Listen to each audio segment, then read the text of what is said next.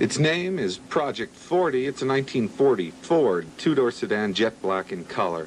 It looks sharp, but can also fly like the wind. It was built by former Glendive resident Tom Vogele for a client in Southern California, Vogele's present home. Vogele is on his way back home from a National Street Rod Association car show in St. Paul, and he decided to show the folks back home his pride and joy. The reason I decided to do this was I come through town here so seldom, and I have a lot of friends here, people I think about a lot, and it's just impossible to see everybody. So I got to thinking that this is the way I could see everybody for a short time, and I'm really happy to see everybody. By all accounts, they were all happy to see him, too, and his car. Vogele spent 10 hours a day, 6 days a week for 6 solid months getting everything perfect.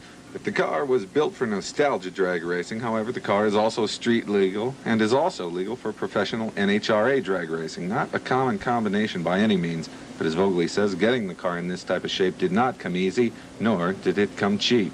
Jerry has $85,000 invested in the machine. Would you sell it for that? We had an offer. A fellow came over 3 times back in St. Paul, which is the event I'm returning from. They had nearly 7,000 of these cars. And we're very happy because, without sounding like bragging, the car was definitely one of the hits of the show. And we had a fellow who was willing to buy it, and money was not even brought up.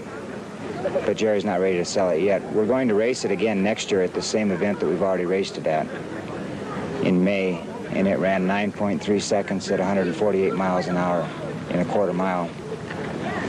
And next year, with a little more dialing in and a few more changes on the car, it should run about 8.5 seconds at around 165 miles an hour.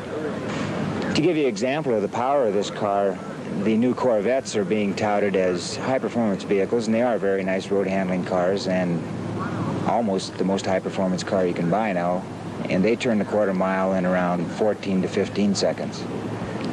So to push that much weight that much faster doesn't maybe sound like much, but it takes a lot. And yours went how fast? 9.3 seconds.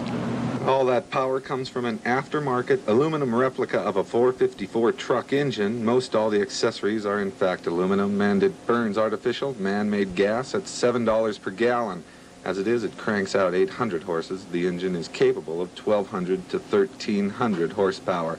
The engine could push the car faster than the body could handle. Vogele says it would literally take off if all those horses were unleashed.